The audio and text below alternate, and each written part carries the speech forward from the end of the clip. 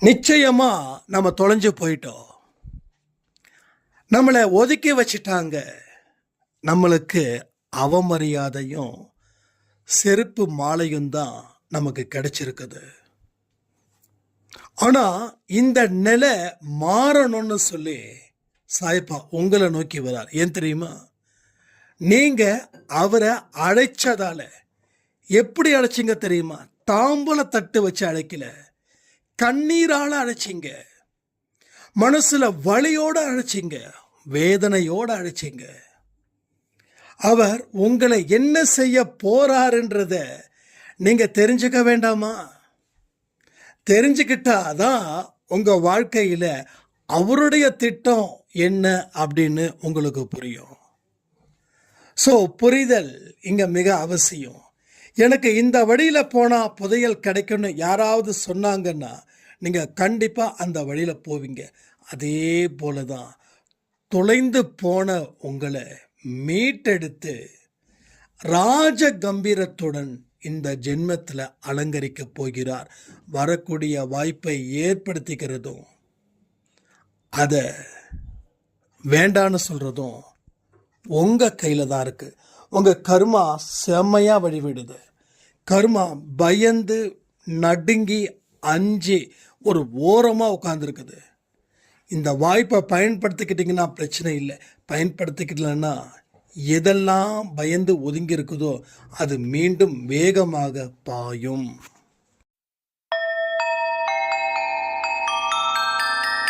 ஓம் சாயிரா சாயிரா, ஓம் சாயிரா சாயிரா, ஓம் சாயிரா சாயிரா, அன்பே சாயிரா, பேரன்பே சாயிரா, அகிலம் தளிக்க ஆத்மா விழிக்க அனுதினம் சாயிரா, எங்கள் அன்பே சாயிரா.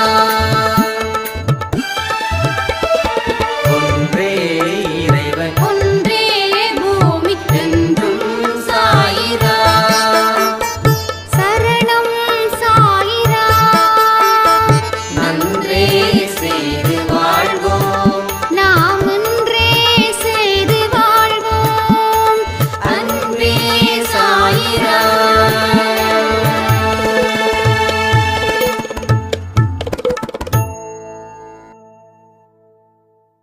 சாய்ராம். என் உயிரின் உயிரானவர்களே, நடந்துக்கிட்டு இருக்கக்கூடிய ஒரு சம்பவங்களும் சாயப்பாவுடைய ஆசீர்வாதத்தால தான் நடந்துக்கிட்டு இருக்குது. இப்போ எனக்கு வரக்கூடிய துன்பங்கள் கூட கடவுள் சந்தோஷமான நிகழ்வுகளா மாற்றுவதற்காக தான் அப்படின்னு சொல்லி எனக்குள்ள ஒரு எண்ணம் சாயப்பா கொடுத்துருக்காங்க.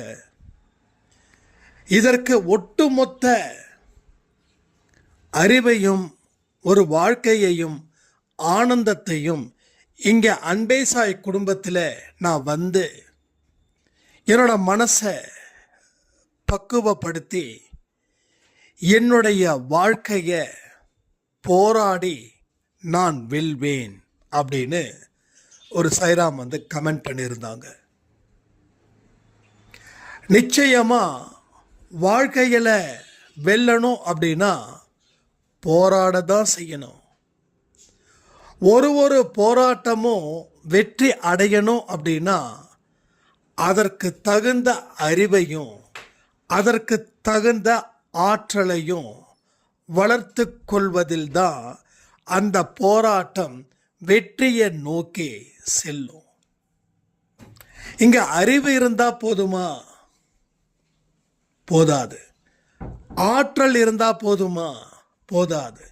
அறிவும் தேவை, ஆற்றலும் தேவை, உங்க எனர்ஜெட்டிக்கும் தேவை, உங்க நாலேஜும் தேவை.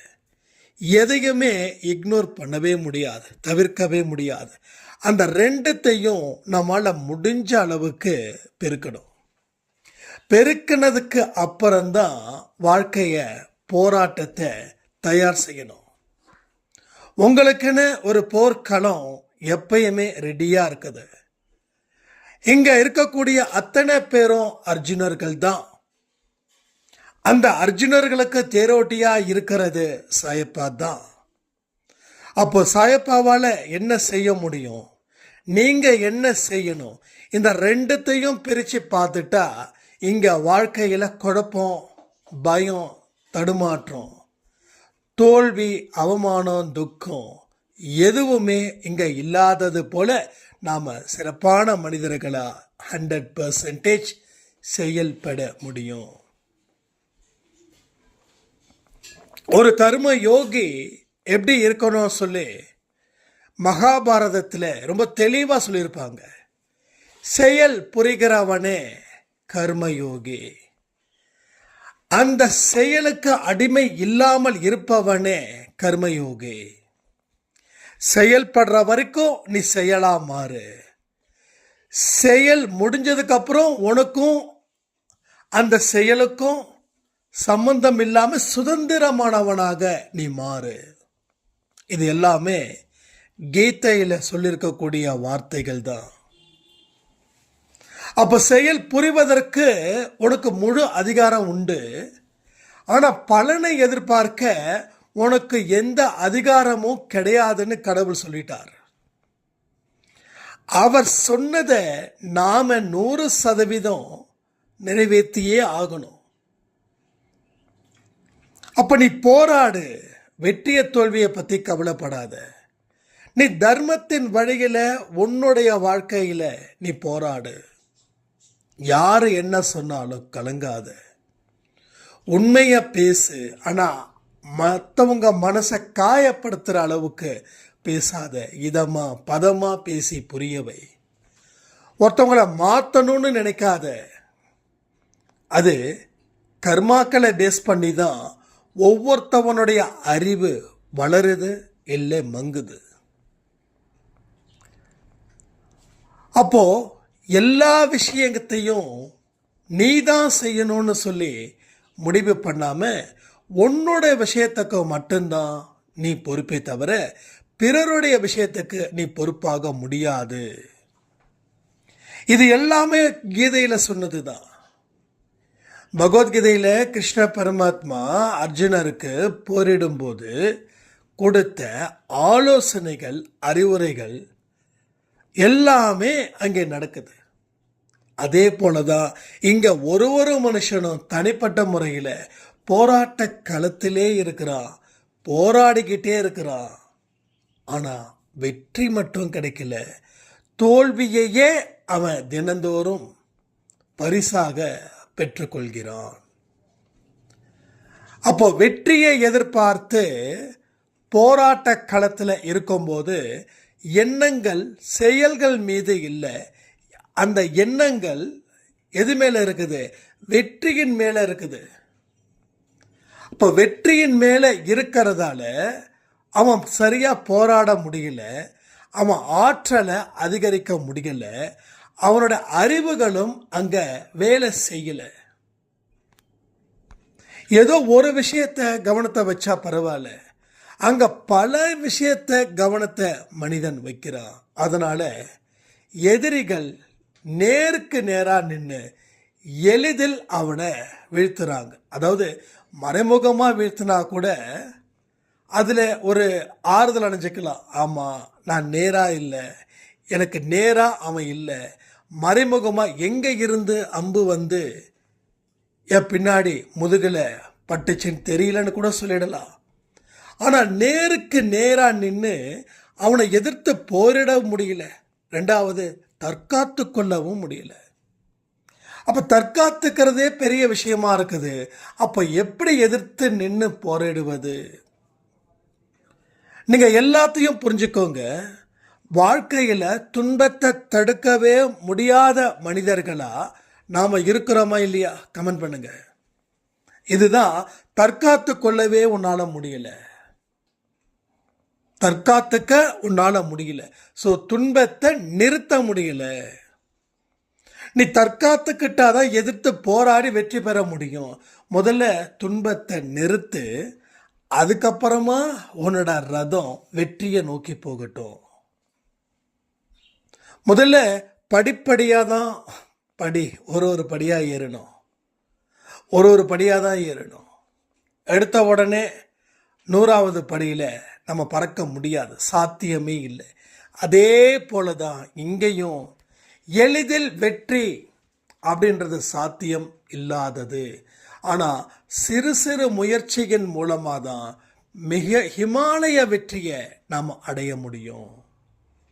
இங்கே வெற்றி ஏன் கிடைக்கலன்னா வெற்றியை நோக்கியே மனிதன் தெரிகிறான். தோல்வி வந்துடுமோன்னு நினைச்சு பயப்படவும் செய்கிறான்.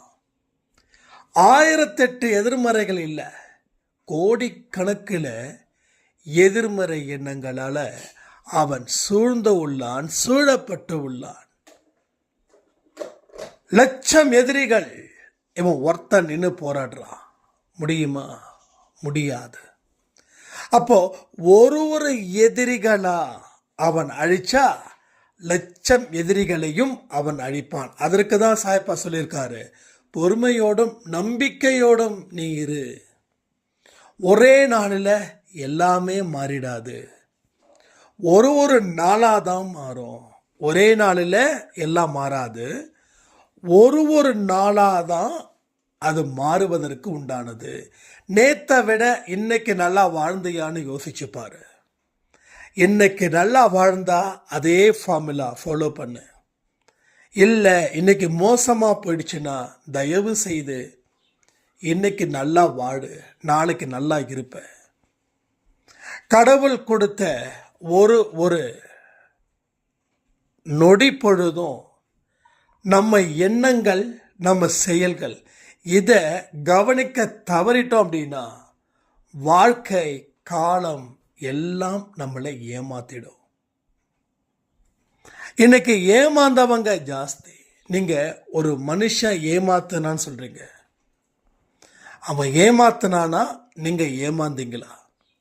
இந்த கேள்விக்கு பதில்களை ஹானஸ்டா நேர்மையா சொல்லுங்க. ஒரு ஏமாந்த சம்பவம் இருக்கு, அவங்க ஏமாத்தினாங்களா நீங்க ஏமாந்தீங்களா? இதை வச்சு உங்க மனநிலைய ஈஸியா தெரிஞ்சுக்கலாம். நீங்க எந்த மனநிலையில இருக்கீங்கன்னு. அப்ப நானும் ஆரம்ப கட்டத்தில் நினைச்சேன், என்னை ஏமாத்தினாங்க. ஆனா அன்னைக்கு நினைச்சது அந்த மனநிலை. ஆனா எப்ப நினைக்கிறது ஏமாந்த. அவங்க ஏமாத்தவே இல்லை. ஏமாத்தினவங்க யாரும் என்ன ஏமாத்தல, ஏமாந்தது நான் தான் ஏமாந்தனே தவிர அவங்க யாரும் ஏமாத்தல. அப்போ என்னை ஏமாத்தின மனுஷனை பழி வாங்கணும், அவங்க அழுவணும், அவங்க கெஞ்சணும், அவங்க நடுத்தெருவுக்கு வரணும், அவங்க பிச்சை எடுக்கணும் அப்படின்ற தாட் ஆஃப் ப்ராசஸிங்கில் இல்லை. நான் ஏமாந்ததுக்கு அவங்க என்ன பண்ணுவாங்க? இந்த மனநிலை தான் இன்னைக்கு சாய்ப்பா எனக்கு கொடுத்துருக்காரு. ஆனால் நேற்று கொடுத்தது வேற. என்னை இப்படி ஏமாத்திட்டாங்களே, நல்லா இருப்பாங்களா அப்படின்னு சொல்லி. ஆனால் இன்னைக்கு இருக்கிறது வேற. அப்போ உன்னோட மனது பக்குவப்படுது. எதுக்கு? பக்குவப்பட்ட மனசை தான், அதுல இருந்து தான் உன்னோட போராடக்கூடிய குணம் தெளிவா இருக்கும். அப்போ எதிரிகளை வீழ்த்துவதற்கு எது அப்படின்ற ஒரு நுண்ணியமான, ஒரு முக்கியமான ஒரு அறிவு ஒன்று இருந்துருச்சுன்னா நீ அந்த எதிரிய அழகா வீழ்த்த முடியும். அந்த அறிவு இல்லைன்னா என்னதான் நீ போராடிக்கிட்டே இருந்தாலும் உன்னோட எதிரிய வீழ்த்த முடியாது. எதிரிகள் சொல்றது மனிதர்களை இல்லை, உங்க மனசுல இருக்கக்கூடிய எண்ணங்கள். உன்னோட எண்ணங்களை நீ எப்படி சேர்த்து வைக்கிறியோ அதுதான் செயலா மாறுது. அப்போ உன்னுடைய செயல்கள் அத்தனையும் தோல்வியை தழுவுதுன்னா உன்னுடைய எண்ணங்கள் சரியில்லை. நீ இதெல்லாம் சரியா இருந்தாதான் வெற்றி பெற முடியும்னு ஒரு தப்பு கணக்கை போட்ட. அது தப்பு கணக்கு போட்டதால வாழ்க்கையே தப்பும் தாளமுமா போயிடுச்சு. அப்போ வீழ்த்த வழி இல்லை, வீழ்த்துவதற்கு திறன் இல்லை. அதனால வாழ்க்கையில நீ தொலைஞ்சு போன. இப்ப சாய்ப்பா சொல்றாரு, தொலைஞ்சு போனவனை மீட்டு எடுத்து மறுபடியும் சூரியனை போல பிரகாசிக்க வைப்பேன். சந்திரனை போல இல்லை, சூரியன் போல. வெளியில சூரியனை போல பிரகாசிக்க வைப்பாரு, மனசுல சந்திரன் போல அமைதியான சூழ்நிலையை ஏற்படுத்துவார். சூரியனும் வேணும், சந்திரனும் வேணும். சந்திரன்றது குளிர்ச்சி, சூரியன்றது நெருப்பு, வெளிச்சம், எப்படி வேணாலும் வச்சுக்கலாம். அப்ப நீ இந்த உலகத்துல இழந்ததால இந்த உலகம் ஒன்ன கேவலமா பார்த்துச்சு. நீ எல்லாத்தையும் இழந்த. முதல்ல ஒன்னை இழந்த, பிறகு மற்றவர்களை இழந்த. இதனால தான் உலகம் உன்னை தள்ளி வச்சிருக்குது. இதனால தான் உலகம் உன்னை கொண்டாடல. இதனால தான் உலகம் உன்னை ஆலோசனை கூட கேட்கல. உலகம்னு சொல்றது ஒட்டுமொத்த உலகம் இல்லை, உன்னோட சொந்த பந்தங்கள் தான் உனக்கு உலகம். உங்க உலகம் எதுன்னா உங்க சொந்த பந்தங்கள் மட்டும்தான். அதுதான் இங்க நடக்குது. அப்போ உன்னை கடவுள் என்ன செய்யறாரு, மறுபடியும் தொலைந்து போன உன்னை கண்டுபிடிச்சு நிறுத்தி சூரியனை போல பிரகாசிக்க செய்வார். கமெண்ட் பண்றீங்களா இந்த வார்த்தையை? என்னை சூரியனை போல பிரகாசிக்க செய்வார். இந்த வார்த்தையும் போட்டுக்கோங்க. தொலைந்து போன என்னை மீட்டெடுத்து சூரியனை போல பிரகாசிக்க செய்வார். நிறைய மனுஷங்க தொலைஞ்சு போயிருக்கோம். தொலைஞ்சு போனவங்க ஒன்று இல்லை, ரெண்டு இல்லை, எல்லாருமே. அவரை மீட்க ஒரு வாய்ப்பை கொடுங்க. அவருடைய வாழ்க்கைக்கு கீழ்ப்படிதல் முக்கியம். எந்த சந்தேகமும் இல்லாம அவரோட வார்த்தையை ஏற்றுக்கொண்டு அந்த வார்த்தையின்படி உங்க வாழ்க்கையை நீங்க ஆரம்பிச்சு பாருங்க. சூரியனை போல பிரகாசிப்பீர்கள். இனி எங்கேயுமே ஏமாற மாட்டீங்க. இனி யாரும் உங்களை ஏமாற்றவும் முடியாது. நீங்க ஏமாறல, இனிமே ஏமாற்றப்பட மாட்டீர்கள். அப்போ புதுசா இருக்கக்கூடிய பாவங்கள் வராது. பழைய பாவங்களை நாம ஏதோ ஒரு சில தண்டனைகள் மூலமா குறைச்சிக்கலாம். பாவங்கள் துரத்துச்சுன்னா செல்வம் பெருகாது, ஆரோக்கியம் பெருகாது. பாவங்கள் என்னைக்கு துரத்துறத கம்மி பண்ணுதோ அன்னைக்கு செல்வம் மெல்ல மெல்ல பெருகும், ஆரோக்கியம் மெல்ல மெல்ல பெருகும். ஒரு ஸ்டேஜில் துன்பம் துரத்தவே இல்லை அப்படின்னா செல்வமும் பெருகும், ஆரோக்கியமும் பெருகும். அப்போ பெருகக்கூடிய காலத்தில் திரும்பவும் பாவத்தை நீ செய்யாத. திரும்பவும் தூங்கி கிடந்த துன்பம் மறுபடியும் எழுந்திருச்சு, மறுபடியும் உன்னை துரத்தி மறுபடியும் வறுமையிலையும் நோயிலையும் உன்னை கொண்டு போய் சேர்க்கும். இதுதான் இங்க நடக்குது. மனுஷனுக்கு கையில காசு இல்லைன்னா எல்லாரையும் மதிக்கிறான். மனுஷனுக்கு காசு வந்துருச்சுன்னா எல்லாரையும் அவமானப்படுத்துறான். அப்போ காசு இல்லாதப்போ நீ நல்லவனா இருந்த, காசு பெருக பெருக உனக்கு ஆணவமோ அதிகாரமோ அடுத்தவனை கேவலமா பார்க்கக்கூடிய குணமும் இவெல்லாம் வாழறானே அப்படின்ற பொறாமையும் உனக்குள்ள வந்து சேருது.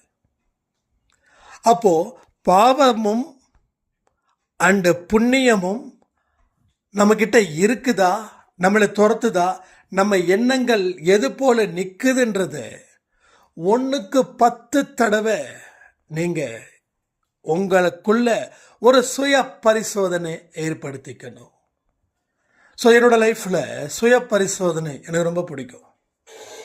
எப்பெல்லாம் நான் ஸ்ட்ராங்காக இருக்கேனோ அப்பையும் சுய பரிசோதனை எடுத்துப்பேன். எப்பெல்லாம் நான் வீக்காக இருக்கேனோ அப்பையும் நான் சுய பரிசோதனை ஏற்றுப்பேன். இந்த ரெண்டும் கலந்த மனநிலையில் இருக்கும்போதும் சுய பரிசோதனை ஏற்றுப்பேன். இந்த சுய பரிசோதனை, நீ யாரு, உன் எண்ணங்கள் எப்படிப்பட்டதா இந்த நிமிஷம் இருக்குது.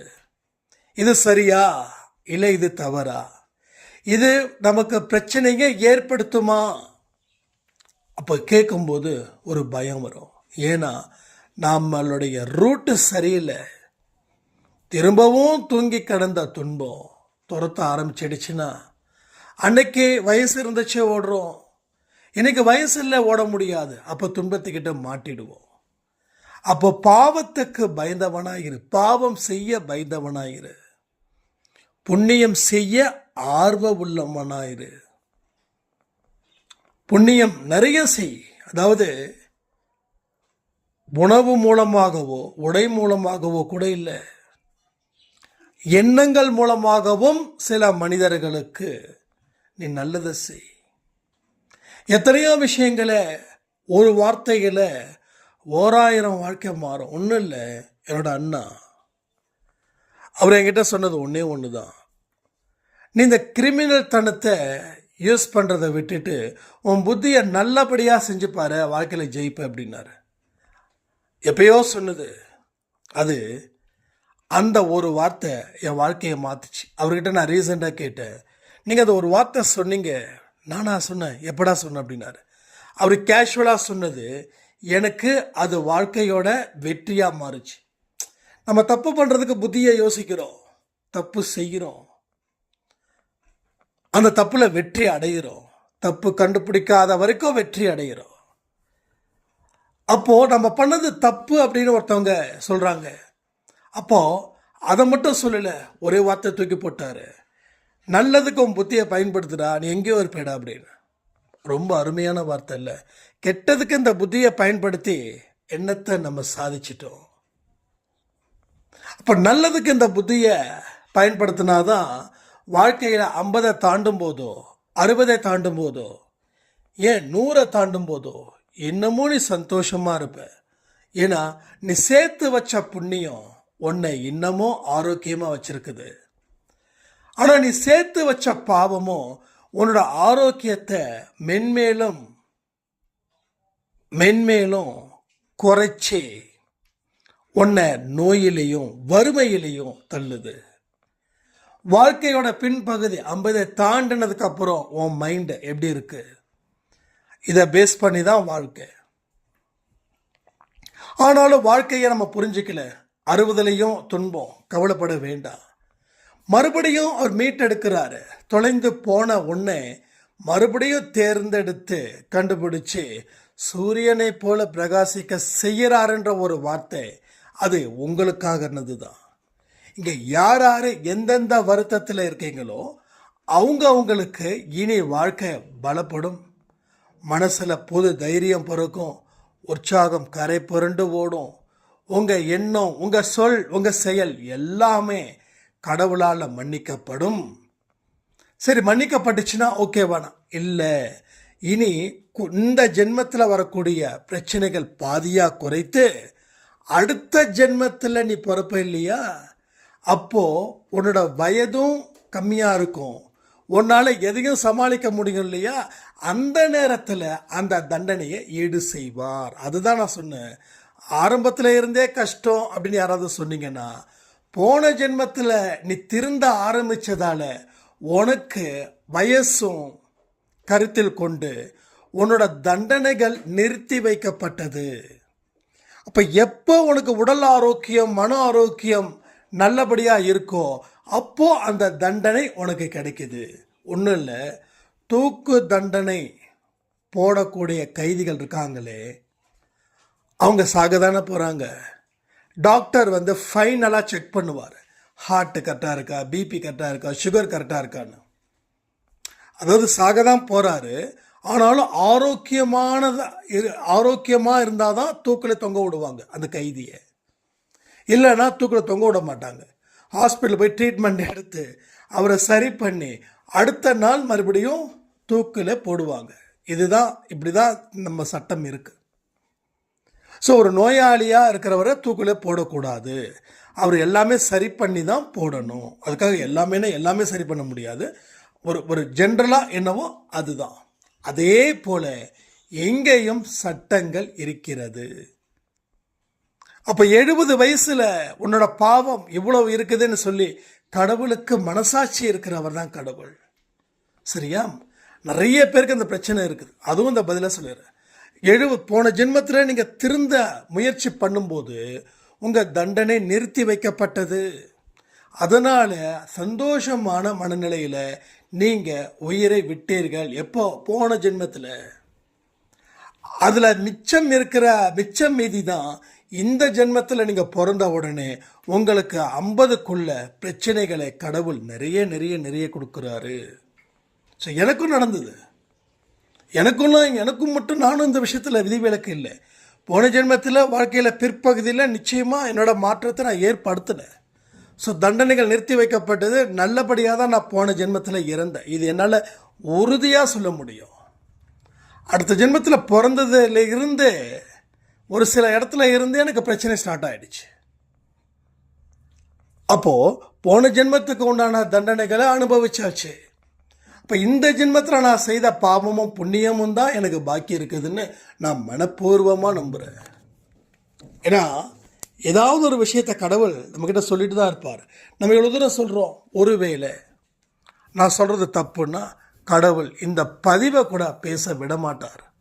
ஏன்னா சாயப்பாவோட அன்பு குழந்தையாக இருக்கும். ஒவ்வொரு வார்த்தைகளும் ஒவ்வொரு சாய்ராமோட வாழ்க்கையை இங்கே மாற்றுதுன்னு அவருக்கு தெரியாதா? இப்போ நான் இவ்வளோ தூரம் பேசுகிறேன், ஏதாவது படித்தேன்னா இல்லை யாராவது சொன்னதை பெரியவங்க சொன்னதை கேட்டேனா? இல்லை, ஃபோனை எடுத்தால் பேசுனா விஷயங்கள் வருது, அவ்வளோதான். இதை வச்சு தான் நான் சொல்கிறேன், இது சாயப்பாவால் சொல்லப்பட்ட விஷயங்கள். குரல் மட்டும் என்னோடது, மற்ற எல்லா வார்த்தைகளும் அவரோடது. அனுபவத்தை நான் சொல்கிறேன்னா அந்த அனுபவத்தை ஏற்படுத்தினவரும் அவர் தானே, எல்லாமே அவர் தானே. என்னைக்கு சாயப்பா தான் நம்ம வாழ்க்கையை தீர்மானிக்கிறாருன்னு நம்புறீங்களோ அன்னைக்கு உங்கள் வாழ்க்கை இன்னமும் எளிதாக்கப்படும், பலப்படுத்தப்படும், பல விதத்திலும் வெற்றிகளை காணவும் முடியும். இது எல்லாமே இங்கே ரொம்ப பர்ஃபெக்டாக ரொம்ப அற்புதமாக நடக்க தான் போகுது. உங்கள் வாழ்க்கையில் நீங்கள் வாழ தான் போகிறீங்க. கவலைகள் இல்லாத பெரு வாழ்வு உங்களை நோக்கி வந்துக்கிட்டு இருக்குது. தயவு செய்து அதை மறுக்க வேண்டான்னு சொல்லிக்கிறேன். அதே போல் இன்னொரு சேனல் இன்றைக்கி நம்ம ஆரம்பிச்சிருக்கோம், சாய் 365. ஏன்னா பழைய சேனல்ஸில் கொடுக்குற ஆடியோஸ் கொடுக்குறோம், திடீர்னு காணாமல் போகுது. நேற்று நைட்டு கூட சாய் ப்ரேயர் வச்சோம், பப்ளிஷ் பண்ணி ஷெட்யூல் போட்டோம். ஆனால் திடீர்னு அது காணாமல் போயிடுச்சு. அதனால் புதுசாக சேனல் க்ரியேட் பண்ணியிருக்கோம், ஸ்டேட்டஸில் வச்சுருக்கோம். அதில் நீங்கள் தயவு செய்து அதனால் அந்த சேனலை ஸ்டேட்டஸில் வச்சுருக்க சப்ஸ்கிரைப் பண்ணிக்கோங்க. ஏன்னா அந்த சேனல்ஸில் ப்ரேயர்ஸ் எது கொடுக்குறதுன்னு தெரியல. பட் அதை நம்ம சரி பண்ண போகிறோம். பிரார்த்தனையாக இருக்கட்டும் அண்டு வேறு கேள்வி பதில் எல்லாமே அந்த சேனல்ஸில் இருக்கும். சாய் 365 எதுக்கு வச்சுருக்கோன்னா வருஷத்தில் 365 நாட்கள் அதில் நம்ம ஒவ்வொருத்தவங்களுடைய எக்ஸ்பீரியன்ஸ், கேள்வி பதில், சந்தேகங்கள் எல்லாத்தையும் அதில் கொடுக்குற மாதிரி தான் பிளான் வச்சுருக்கோம். அதனால் அதை மறக்காமல் சப்ஸ்கிரைப் பண்ணிக்கோங்க சொல்லி, ஸோ திரும்பவும் சொல்கிறேனே, தொலைந்து போன உங்களை மீண்டும் எடுத்து சூரியனை போல் பிரகாசிக்க செய்யட்டும்னு சொல்லி இந்த பதிவை நான் முடிக்கிறேன். ஜெய் சாய்ராம்.